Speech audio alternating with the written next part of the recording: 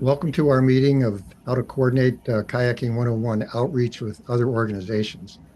Uh, I'm Roland McDevitt with the Paddlecraft Safety Division.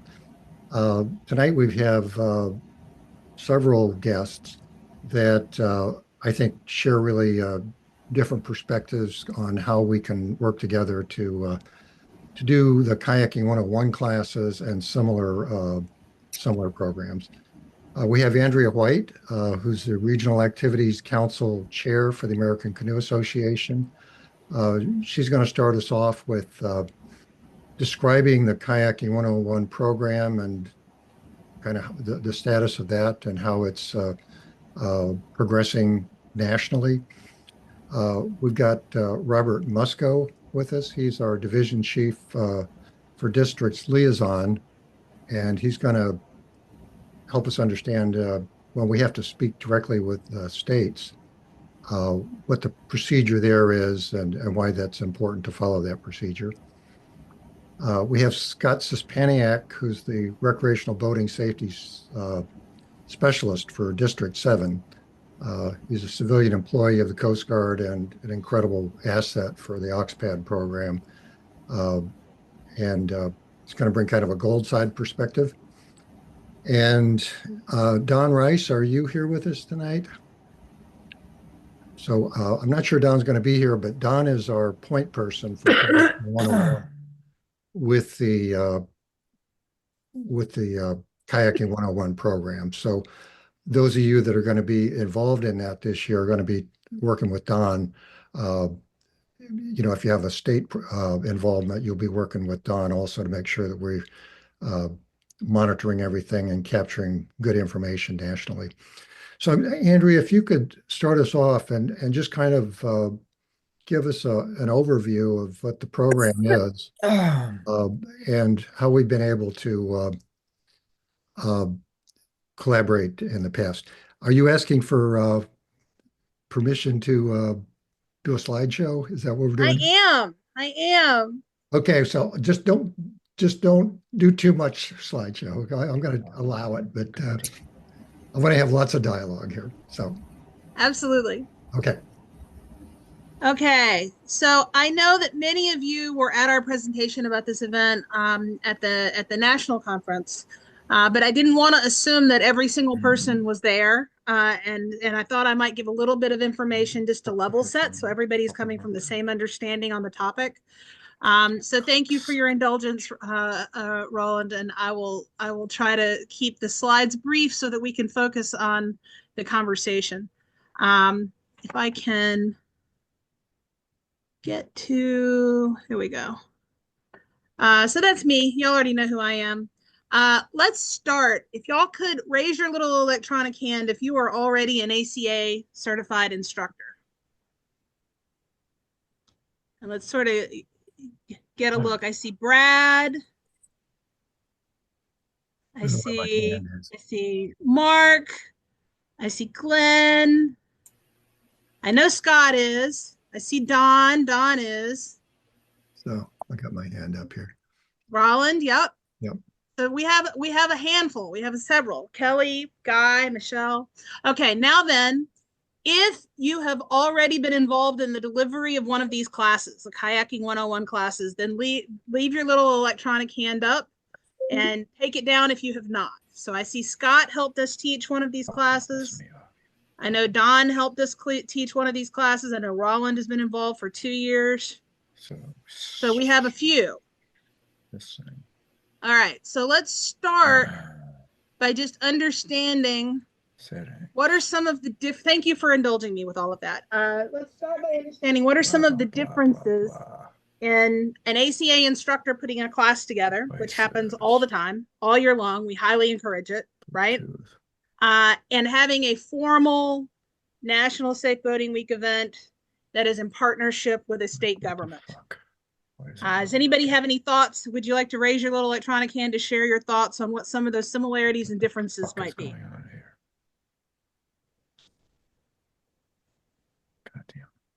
I'm not sure, Mr. James Walsh, that's you need to mute your microphone if you get a chance. That would be helpful. Scanners.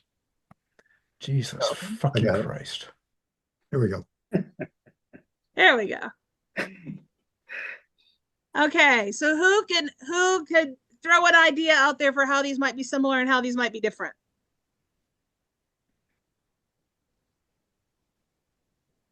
Come on, we can't have a room that's half full of instructors and nobody have a notion. Ask the question again, please, Andrea. Absolutely. So what are the similarities and differences, do you think, between an ACA instructor who puts together a class, just any old class, any old skills class, which we are highly encouraged to do, want to encourage everyone to do all year long, and putting together a formal event that is part of a partnership with state government? So I would say one of the differences I experienced is the boats were provided by an outfitter, and the location was also established by the state park people. The location I was at first, was a little bit concerning because there are alligators there. Well, my friend Charles said there's alligators everywhere in Florida. Yeah, there are, but if we're going to be doing rescues, we don't want to be, in an area where there are alligators. So, choice of venue would be key if we're going to be doing rescues. The similarities are that there's a curriculum. Level 1 curriculum was something that I was suggested to follow, which I did, and it worked out very well. I thoroughly enjoyed the class, and so did the group that I had, and I'm looking forward to doing it again. So thanks. Yeah, thank you, Don. Yeah, no, so similarities. We're following the ACA Level 1 curriculum. That's absolutely right. So we're following an established curriculum that every ACA instructor is already knows how to deliver. We've already tested out with our ITs that we know how to be a good instructor and teach this class. So that's a known similarity. Differences, I'm going to kind of zoom out a little bit from what you said, Don. We are used to, as ACA instructors, when we put a class together, we're used to being able to select a location and manage all those decisions on our own, and sometimes at the very last minute. And when we're doing something in partnership with all these other agencies, there's a lot of planning that happens behind the scenes ahead of time that we're coordinating across different government agencies, different volunteer groups. There's a lot of different communication styles, and a lot of times that we don't have the luxury of making those decisions at the last minute ourselves, right? Yes. So it is important, and as you know, because you were on the planning team, and Scott was also on the planning team, and Roland obviously was on the planning team for North Carolina. It becomes really important that we're making those judgment calls in partnership with our state agency partners in advance, so that we're getting a good venue, so that we have boats that are available for our students, that we have those things covered, and that the people who are volunteering to instruct that day are able to show up and teach the curriculum they know how to teach without worrying about those other details, right? Yep. Because we won't have the luxury of changing those plans at the last minute when we're doing it in partnership across this many agencies. Does that make sense to everybody? Do people understand? Like, we love when ACA instructors set up classes and teach classes, and that's something you should be doing year round. But sometimes when we're doing a formal event in partnership with all these government agencies, we lose some of our agility to make all those decisions last minute, and we have to be able to make those decisions in advance. Not sure who we're picking up here. I think it's Jim Samarand. Yeah. Andrea, this is Mark on the same topic of complexity. I do a variety of things with our DEM here. They're great. However, on the Coast Guard front, I'm doing a shoreside class on behalf of the auxiliary, basically the intro to paddle safety. The contractual aspects of it, in terms of where in our own chain of leadership do these documents have to go, and who has signing authority? We've got that all sorted now, but it's not something I'd attempt to do at the last minute. Mark, that's a great point. That's a great point. For this event, I'll speak from my own experience rather than trying to impose myself on yours. We are getting press releases approved weeks and weeks in advance. We are getting locations approved. We are getting boats and travel plans for boats, transport for boats planned in advance. There's all kinds of things that, whether it's signing authority or just logistics, we just don't have the luxury of being able to do it the last minute, right? Andrea, I'd like to add that where we have a lot of complexity, and we're going to have Robert speak to this, if we're going to try to deal with state agencies, if we're working in partnership with the ACA and you're the lead contact with the states, we kind of don't have to worry about that from the auxiliary. That's exactly right. This is the other benefit of partnerships, right? We're able to lean on each other's strengths and weaknesses and support each other so that we are stronger together.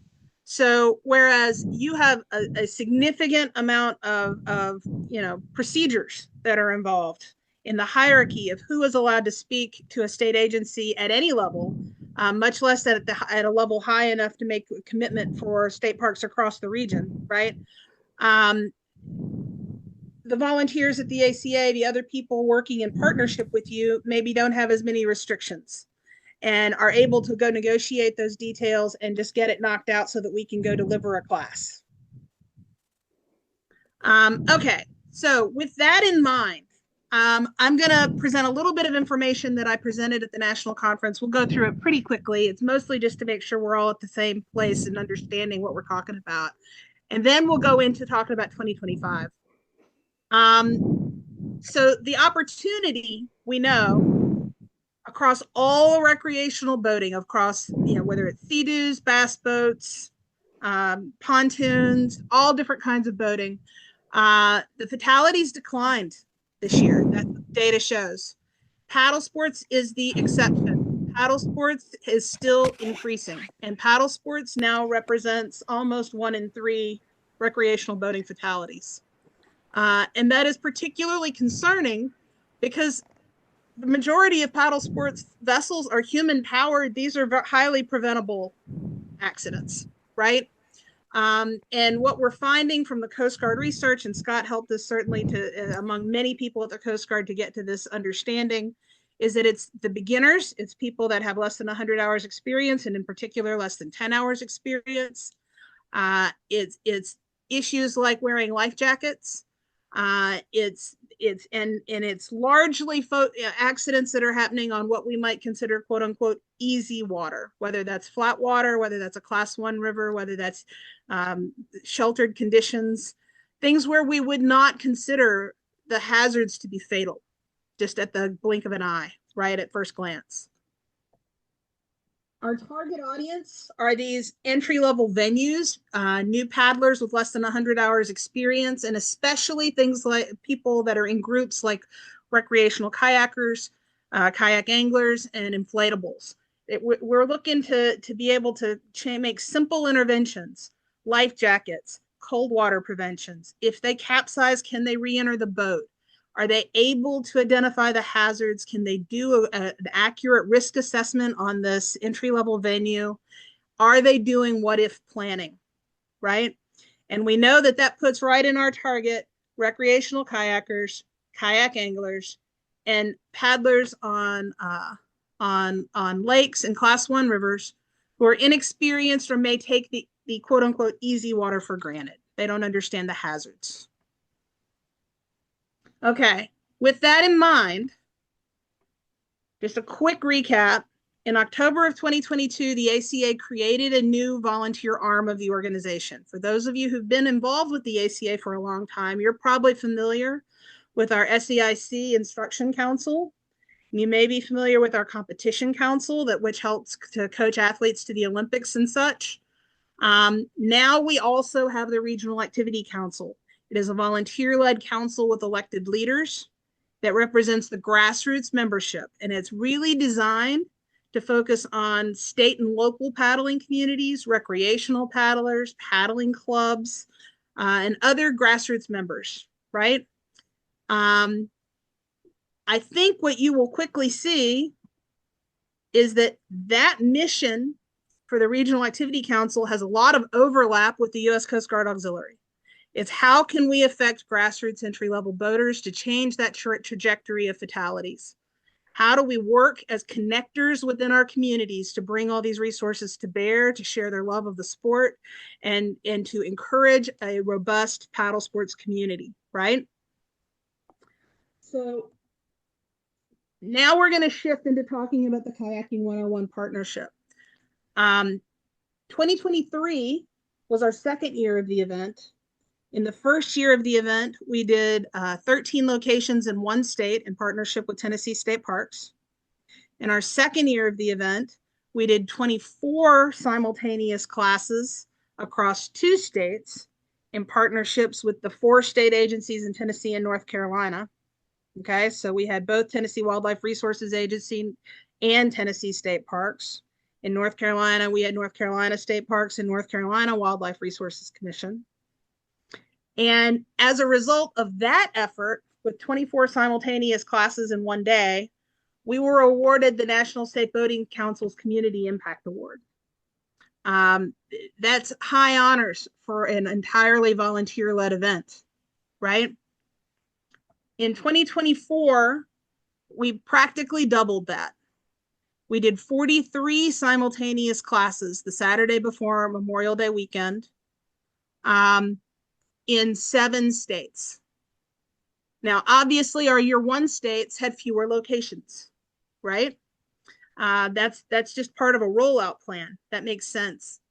But all in all, we were working in partnership with ACA and the Coast Guard Auxiliary, 10 state agencies, and the U.S. Army Corps of Engineers to pull this off. We also had, I think it was more than 59 local stakeholder organizations, whether those were outfitters, whether those were paddling clubs, just a variety of local stakeholders that wanted to help this event be successful for the cause. All in all, we ended up with 471 people trained in one day, assisted by 184 community volunteers and 94 uniform boating safety personnel. And Roland, that's the category we put the Coast Guard Auxiliary folks in, so that we called them uniformed personnel. But that also included some state park rangers, some wildlife officers, and others that are safety professionals. It was quite a success story, and we are now in the enviable opportunity of building on that success for 2025. The messaging from that event went out in 7 statewide press releases from our partnering agencies. We got 46 news stories in the general media market about safe boating and how much fun a day of training can be, how important all these local volunteers think it is for you to get a day of training. We also got national coverage in Paddling Magazine and some professional newsletters for state boating officials. And recap articles, a couple of different recap articles. Our ACA state Facebook pages, if all you count is the traffic from the post on the state Facebook pages and you don't count any of the traffic from the state agencies on social media or any of the volunteers or participants, we've already reached 122,000 paddlers with more than 33,000 engagements. Those are likes, those are comments, those are shares. They got really excited about seeing their videos and seeing their photos and sharing that with their friends and showing how much fun this day of training was. And the highlight reels, which were put together by Coast Guard Auxiliary volunteers, is it Glenn Hawkinson? Yes. He was a trooper, man. He went through photos and videos from 43 locations and put together those highlight reels. And it made a huge difference. And we were able to launch those highlight reels just before 4th of July weekend. So there's an added bonus. We were able to re-emphasize that water safety message just before 4th of July weekend because of the Coast Guard Auxiliary. Now, here's where we get to the most impactful data. We know that in 2024, 69% of the participants in these 43 locations used our free rental kayaks. We know that 58% of them defined themselves, self-identified as either beginners or first-time kayakers. 19% of them had 1 to 2 years experience, and 21% were experienced paddlers. What they told us in open-ended questions, the experienced paddlers, is that they were often bringing beginners with them, like their family members. They'd had more experience, but they wanted their family members to get that kind of training. And they also said either they were aging and had different limitations, or they were changing craft. They had paddled as a canoe when they were younger, and now they wanted to try a different craft. Or they had injuries or other reasons that they needed to get better training and understand the hazards and understand what they were dealing with, because they're now at a different life stage. This data tells us that those 43 locations and those 471 people that we trained were right smack dab in the middle of our target market for how do we make the most difference in this marketplace, right? Now, let me ask you a question. How do you think I was able to get this data across registrations in 7 states in 43 locations? I definitely want to talk about that. It's and that's going to be a big part of what Don Rice is going to be doing. Yep. Is when we're involved with this stuff, and it's not just from the ACA perspective. We need to be able to report on what we're doing. Yeah. We need to, we have strategic goals in the AUXPAD program about what we're trying to accomplish, how many auxiliaries are going to be involved and what they're doing and how many states.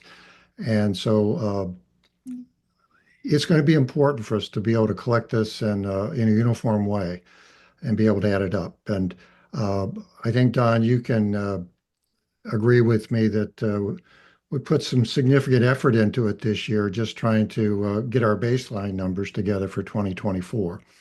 And so I think it's a really important point. And it kind of fits in with some of your other emphasis on just having a template that we use from state to state, I think. Yeah. So spoiler alert, the answer is that we can't just run registration any old way in any old location, right? We have to have a standard event model that has a standard set of questions that are being asked in our registration, and that we're collecting that data at the end so that we can report it consistently across all 7 states, across all 43 locations, to understand the impact that we're having. So let's talk about 2025. And this is the gist of why Roland invited me and what he wants me to talk about. So here we are. We've gotten to the heart of the matter. Don Rice, as Roland has told you, is your national coordinator for Coast Guard Auxiliary for supporting Kayaking 101 partnership events. We're tentatively planning our formal Kayaking 101 partnership events in 7 states. They're the same 7 states as last year. That's Tennessee, North Carolina, South Carolina, Florida, Georgia, Missouri, and Texas. We will be following that standardized event model for maximum impact. That involves a lot of planning way in advance and less agility at the last minute.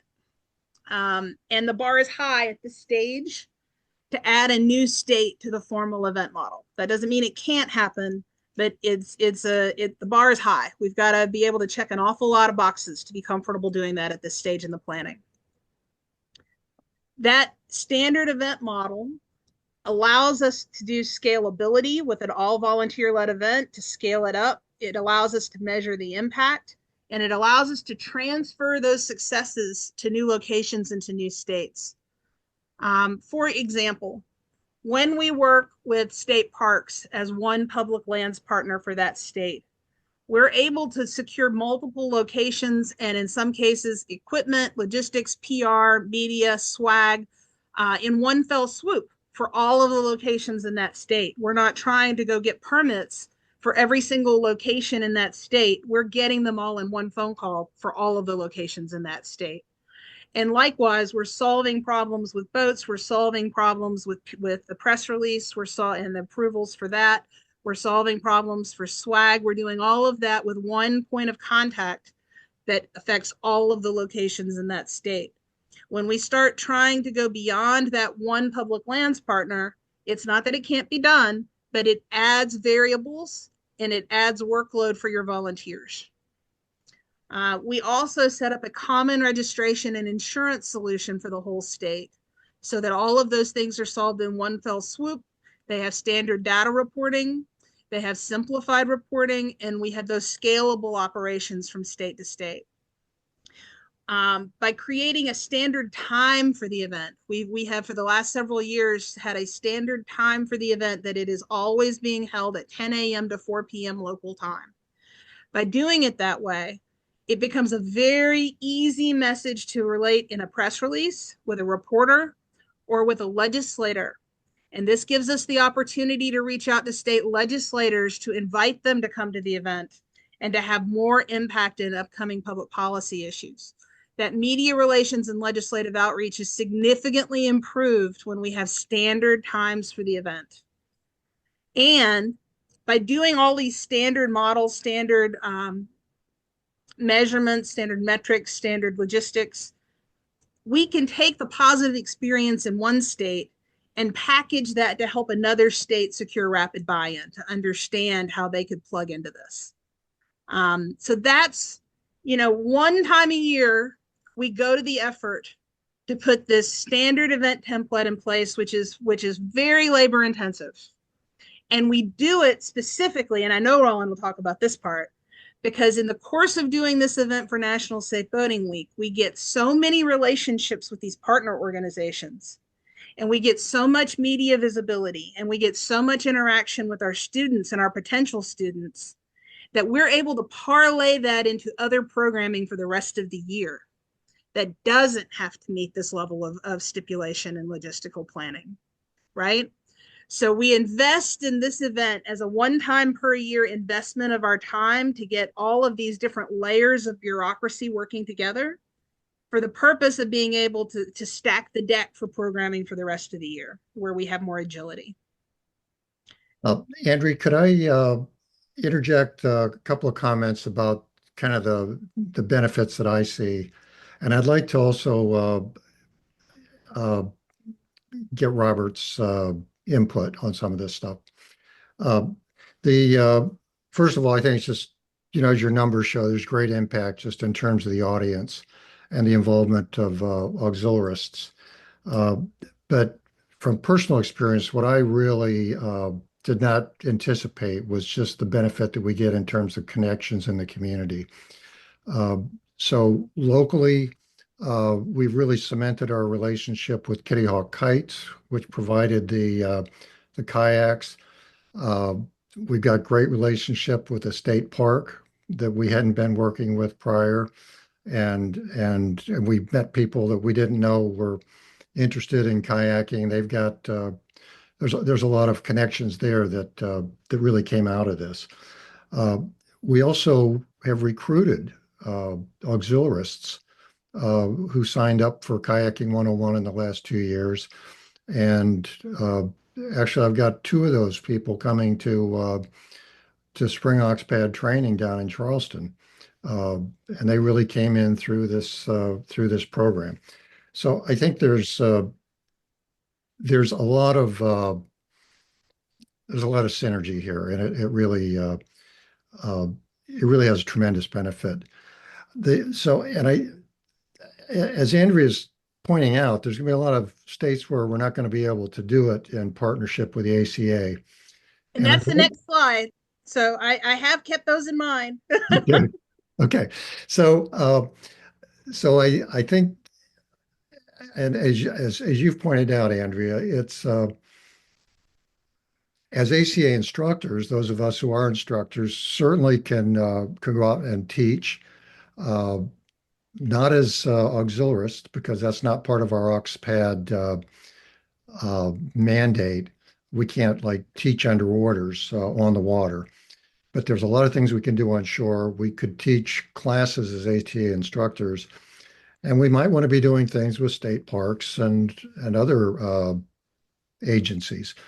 So, Robert, I wanted you to speak to what kind of issues we need to be thinking about if we're going to do that kind of program where we're the lead agency or the only agency, that's involved in doing some paddlecraft training that maybe does involve a state park or other state organization. Sure. Okay. Actually, I'm glad Scott is here because Scott and I we're in the same arena. He's our RBSS. Well, when I was the branch chief for Atlantic South, I originally started out in the Pacific, and then I came to South, which encompassed District 7, Florida, Louisiana, Texas. So just to give you a little background on the district liaisons, you may know most of them under the name SLO, the State Liaison Officer. There's actually a provision in the United States Code. Now, don't get that mixed up with a CFR. This is different. This is the United States Code, and there's several different numbers, but it authorizes the Coast Guard to help with recreational boating programs, how they can supplement with the auxiliary efforts in search and rescue, patrols, doing vessel exams. And this is where you're going to find that your SLO will work in conjunction with a lot of different people. There's a BLA that's involved, and you don't really need to know to get into all those. And I'm not going to explain everything Scott does, but I'll let you know what he is. He is the recreational boating safety specialist. Of all the ones I've dealt with, I believe most of them have always, most of them have been active duty Coast Guard at one time and now work in the private sector for the Coast Guard. We always tell the SLO to kind of be in sync with the RBSS because the RBS could be very beneficial when it comes to funding. So this is why that communication is extremely important. We developed that understanding. He is the conduit to the Coast Guard, to us, as far as auxiliary and efforts, and how we're going to be developing unified plans. In some states, will sit there, and when the SLO is like in Florida, we call it fish and wildlife. You guys might call it park and games, but they may come to an SLO when the BLA and all different people are meeting and saying, "Hey, have you guys heard of the Coast Guard making any changes?" Someone says, "I heard that they're going to go to a law that says after 6 p.m. you got to wear a big red nose and big red feet." And you say, "Yep, that we heard that's something you're going to change," because some of these states would just assume they're the Coast Guard. Makes it easier instead of them saying, "Well, we do this, the Coast Guard does that. When we're out, we got to be checking for this, we got to be checking for that." So this is where it's important to get with your SLO. Now, remember, they are the state liaison officer. So when it comes time to get a state proclamation from the governor's office, that's the job of the SLO. So we don't have flotillas running, asking the governor's office for proclamations, and there's a lot of people involved. That is the SLO's job. Now, you may find, depending upon a state you're in, you may find intersecting lines where you may have two RBSS or you may have two SLOs in the same state. The SLO that would be the responsible party is the ones whose area falls in the state capital district. So, I'm in Florida. Let's say we had two SLOs and Florida was cut in half when I was in the northern part. Well, I'd be closer to Tallahassee. That would be in my area. So I would be the SLO that would deal with the governor's office, getting the SLOs and doing things like this. Now, again, through the BLA, the RBSS, the SLO, you can use these people to help promote your event. So we're going to do a paddlecraft event at Lake whatever. And this is what we plan on having. So now you get with the SLO and say, "Look, we're planning this huge event. This is what we're doing. This is what our goal is. How can you help us? What can you do? What do you bring to the table? What are your suggestions?" Because in the whole grand scheme of things, the SLO is also building partnerships. they're building relations with possibly the U.S. Army Corps of Engineers. You know, West Marine could be coming on board, like we have some MOUs with them. So I tell people the SLO has a really tough, if they're doing their job properly, it's a tough job. And it really is like a full-time job. Doing your job properly, if anybody's interested in it, it's a position that is the district commodore would give you that position if you want. I wonder if you could tell us. I think what I'm most worried about is that we're going to do something that we don't want to overstep our boundaries. We've got some people. Rollin, yeah, let me suggest, let me get through this one last slide, and I think then you'll be in a better position to state your question for Robert. Okay, go for it. Okay. So if you're in a state that does not have the formal event and you want to know what you can do, I'm going to tell you my recommendation. And then I think Robert can probably tell you, according to Coast Guard Auxiliary, what are the protocols you should follow to do such a thing, right? So my recommendation is that if you're in a state where you would like to participate in these National Safe Boating Week training events and put an event together, but we don't have time to get them on board as a state partner per se, right? My recommendation is do one location. Use your ACA instructor hat. Talk to Don Rice so he knows what's going on. Talk to your ACA state director and regional chair so they know what's going on. Locate a state park, because we know state parks are our first preferred partner in every state to hold your event. And then follow the basic event format that we use in the Kayaking 101 partnership. Do it from 10 a.m. to 4 p.m. local time. Have a maximum of 15 participants. Charge the $15 per person, including an optional kayak rental. Staff it the same way we staff our events.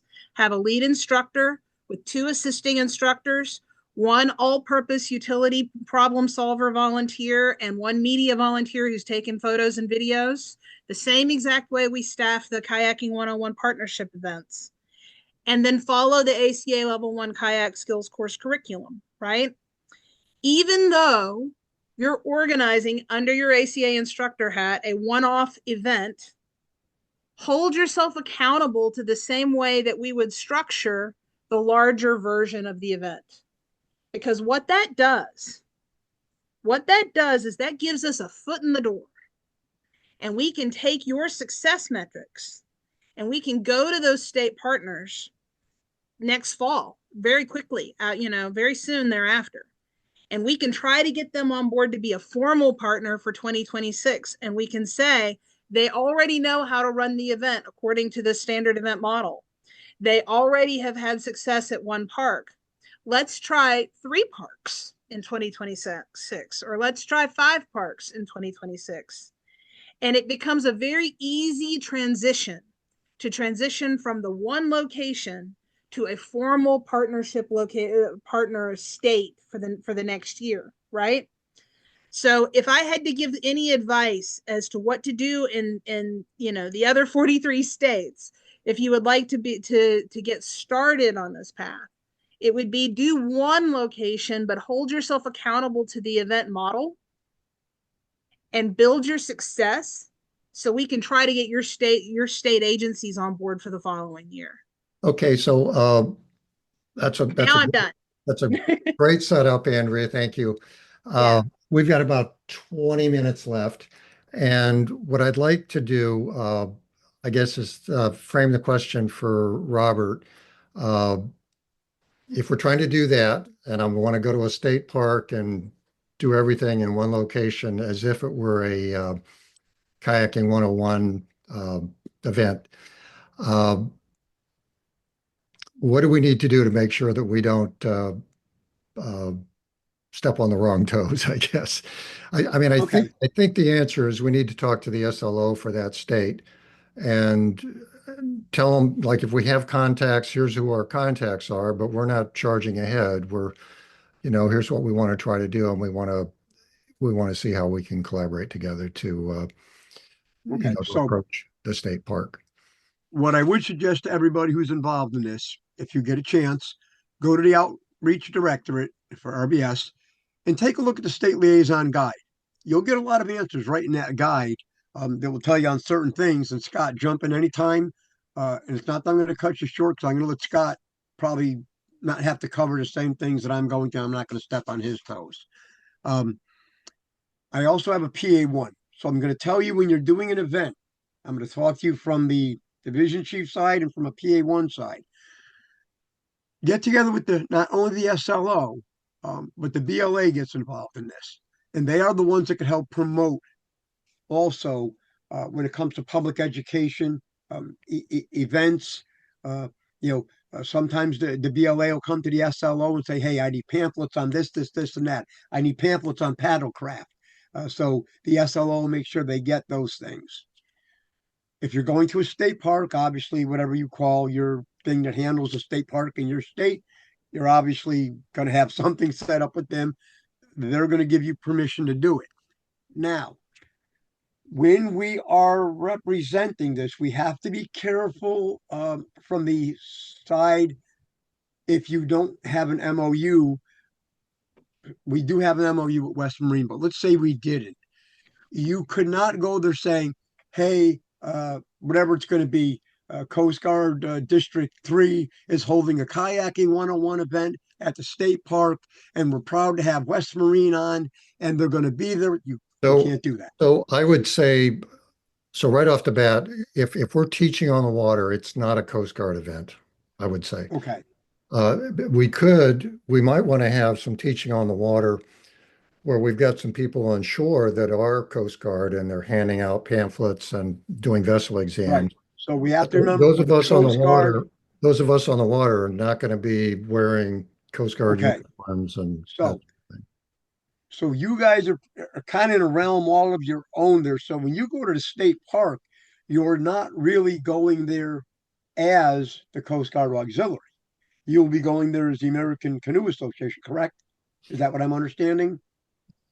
If we're teaching on the water, if you're teaching on the water, as I said, there might be another onshore element, or there could be entirely separate. If it gets complicated by having some people on the water and some on shore, maybe it's not the greatest. Well, at some point we have to, if people come to the event and they start seeing a lot of interaction between these people, and they know they're going to start thinking that it's the same group. So we just have to be careful how we present something that we're, at the end of the day, without an MOU, we can't suggest that this group is good, or Bass Tracker's a great boat, or John Jones makes kayaks and he would be the place. But now we do have, like, say, an MOU with West Marine. So West Marine can say to us, hey, would you guys like to come and do kayak vessel exams? Or would you like to teach a kayak class at I'd like to give Scott a chance to share his perspective. And I'd like to also have some time to get some people's questions if we can. So, hey, good evening, everybody. Seeing some great questions here. For first things first, Andrea is the sort of brainchild and leader of Kayak 101. She's put a ton of personal time into the event with the goal of making it a national scalable event. So everybody owes her a round of applause. I'm not sure how we do that on the Zoom. And Andrea's strategy is scalable for Kayak 101.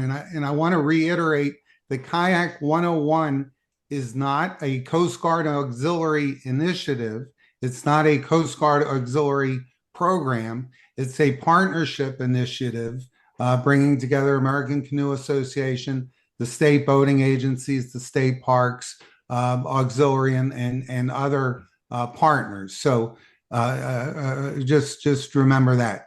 The next thing that I wanted to say is that the Coast Guard's recreational boating safety program, Roland talks about the gold side, but most of us full-time Coast Guard civilian employees are not wearing a uniform.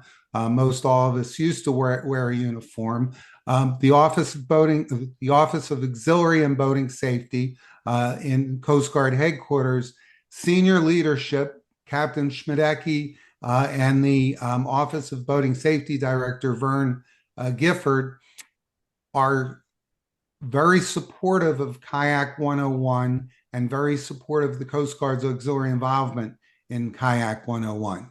So that's why are we doing this? Because it's part of the program, and the senior national leadership has eyes on it and is very supportive because it's making the mission happen. We're educating boaters, we're influencing boaters, we're saving lives.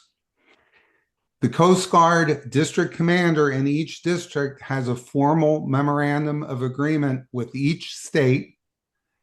And part of that says that the Coast Guard Auxiliary is going to help support the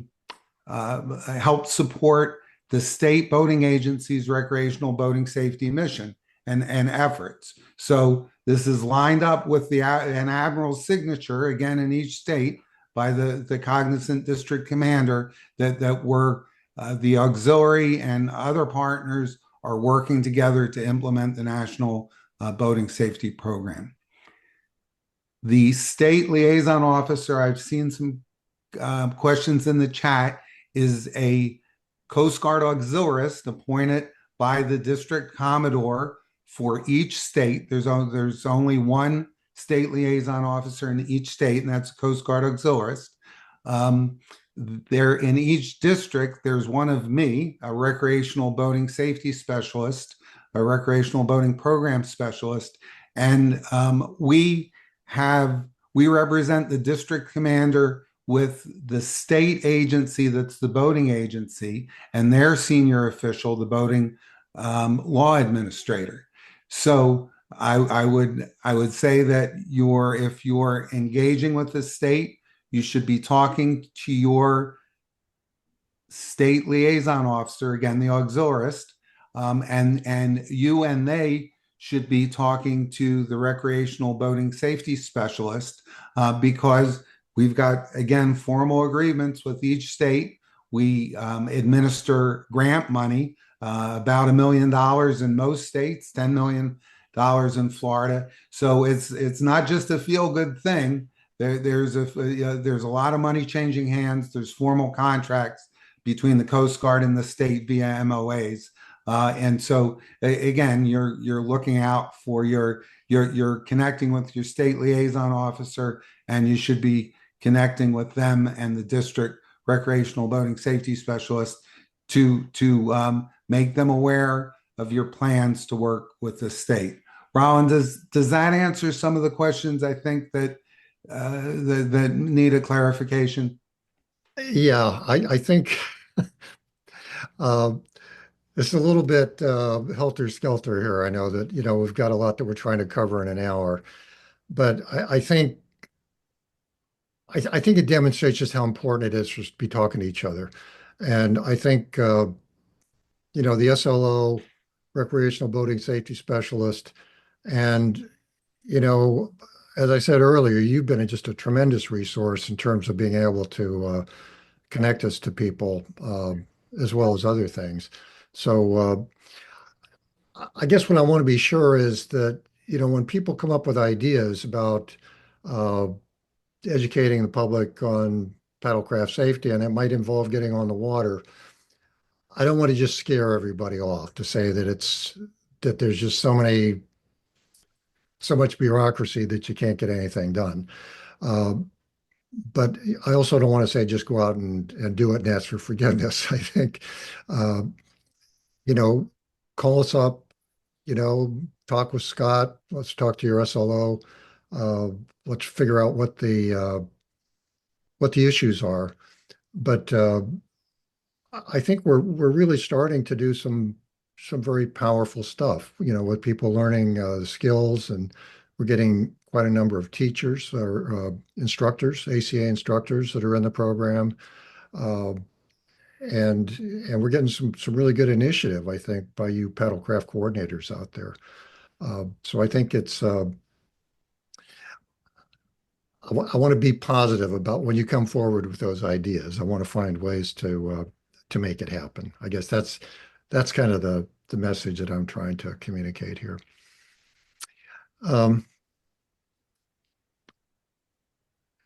I think it's complicated enough that, we've had a lot of questions about, like what's a BLA and an SLO and is that auxiliary or gold side and these kinds of things. And I think it's easy to get overwhelmed by that. Roland, I would offer that at some future training, I'm happy to give just an overview on what the recreational boating safety program looks like from a national perspective. That's a full 30 or 40 minutes with a full 20 minutes of questions and answers. So I think, I think Andrea's point too, like, the way to think about this, if you want to just do something in a state that doesn't have the program, I mean, that's a great way to think about it. Think about how you can do one site in one location and, kind of work through this process to figure out what we do need to do to get, the right permissions and the right image, to do it the right way.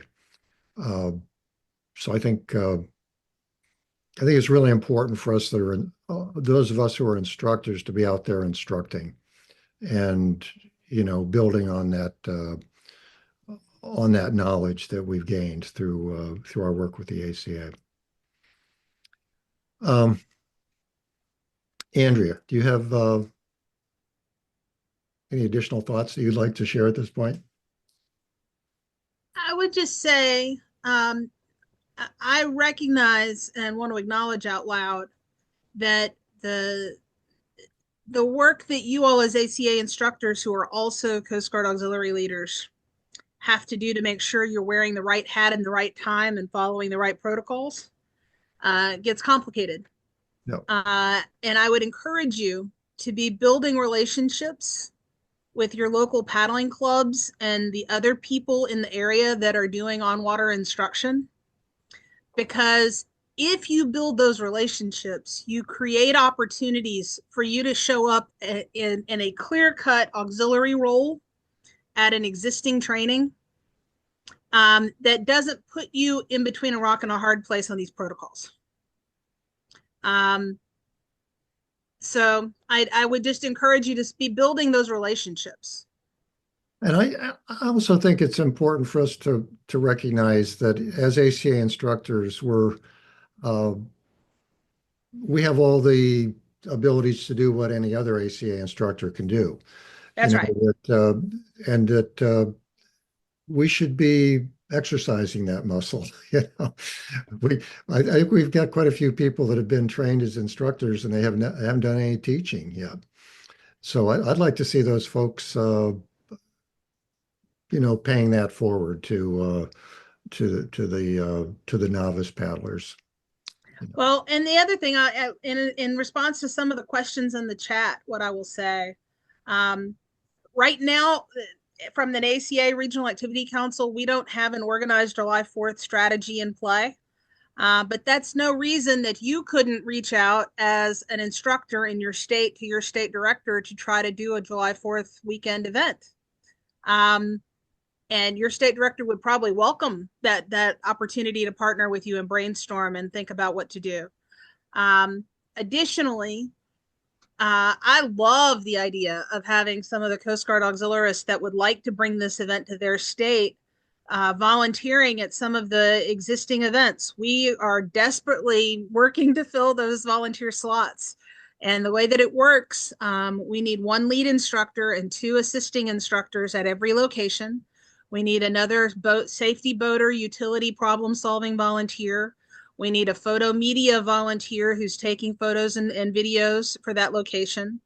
And we have the opportunity to have a Coast Guard auxiliarist representative in addition to that group of 5, because not every auxiliarist is an instructor, right? So we sometimes, if we have an auxiliarist that's an instructor, we sometimes get 2 birds with 1 stone with that person. But we also have the opportunity to add an auxiliarist to that team. And even if all we did was the 43 locations we had last year, that would be 43 locations you all would have an opportunity to volunteer.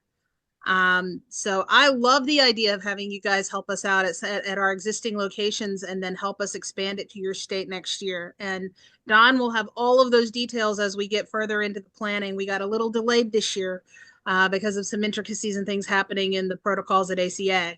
But as we get closer to the event and we have those specific locations and volunteer opportunities, Don will be the guy who will be able to sign you up.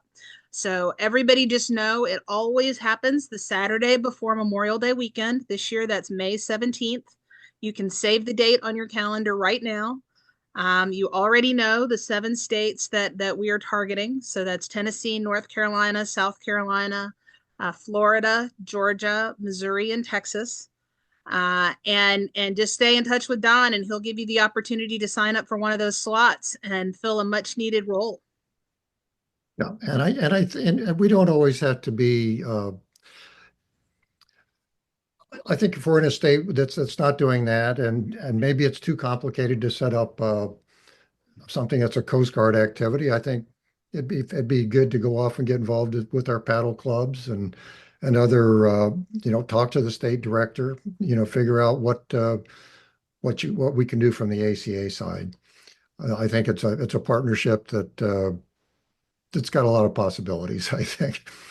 Well, I absolutely appreciate the opportunity to present to you all. You all are valued members of our community, and I appreciate everything that you do. And I love the growth and the energy that I see coming year over year from what Roland is building based on the successes that Robin had already had. Y'all are great, and I appreciate every one of you. And I want to thank Chris McNamara for his district plan that he put together with all these ambitious ideas that kind of got me to start talking to Robert and Scott, because he really was he's newly minted instructor out there in District 9, and he's trying to figure out how to make all this go. And I think I love it. I love that he's taken that kind of initiative. So thank you, Chris. And thank you, Rob, for helping us begin to understand the role of the district liaison. I just want to say something real quick in closing. Yep. Number one, I would definitely take Scott up on the opportunity to have him talk, because where I can give you the 10,000 foot view, Scott's going to give you the 40,000 because he's way up higher than I, so he can tell you things happening. Remember, besides the SLO, we also have DSO SLOs. Now in Florida, and I know Scott works very well with Anna Ray. I think Anna Ray's great. She does a great job. And I don't think there'd be any problem if like one of your Florida people would want to say, get a hold of Anna Ray and say, hey, when you have a monthly meeting, would you mind if I got, copied on that? I don't think Scott would have a problem with any of them joining the meeting. My branch chiefs definitely will not have a problem. So these are things you might want to look at with your DSO, SLO, or SLO if they have a monthly or every other month Zoom meeting. Get involved, because remember the main word here is partnership. Don't be afraid. We're not telling you to tiptoe or you're out in the woods. It's a partnership. So, any questions? Always look in the SLO guide. A lot of things explain what a BLA is. The SLO. Take Scott up on his offer. I think you'll learn a lot. And if I can be of any help in any other way, I'm here. Roland knows how to get a hold of me. So I definitely appreciate you guys for allowing me to come in tonight. Thank you. And Scott, do you have any final words of wisdom? Oh, I guess the final word of wisdom is it might all be getting a little easier with the Commandant instruction that is going to require each district Commodore to appoint a district-wide recreational boating safety coordinator. And so that way there'll be a district-wide person now to help funnel this information and coordinate this information. But I can't emphasize enough. Roland is a get to yes kind of guy. He's not a bureaucrat. He makes things happen. And so if you have challenges or questions or plans, reach out to him. And I like to think of myself as a get to yes guy too. Don't hesitate to reach out to me. I'm not in your chain of command or chain of leadership outside of District 7, but I'll get you connected with the right people. And I would just say, as ACA instructors, I would reiterate Roland's point. Go teach. And Scott and Dawn are both instructor trainers. They are ranked higher in the ACA hierarchy than I am. So if you ever have questions about how to navigate Coast Guard Auxiliary versus ACA, I mean, I'm sure that they can all be helpful. But teach. You get better when you teach. You become the student again when you teach. You learn how people learn. And you will be better at all of your other Coast Guard auxiliary duties the more that you teach, and you see when the light goes off in someone's eye and when they actually get the concepts. It makes you more effective at all of your other communication. Thank you. So thank you all for kind of a crazy ride through the Coast Guard Auxiliary ACA state world here. But I think this is a good start, and I think we can sort these things out as people have ideas about what they want to do. So thank you all.